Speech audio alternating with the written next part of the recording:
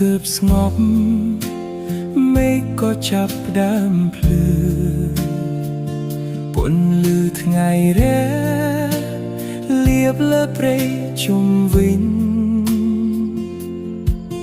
អីធូនូលាតសន្ធឹងលើមេឃដ៏ស្រស់បំប្រង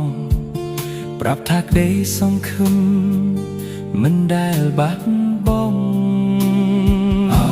អេធូនូអើយស្រស់ល្អ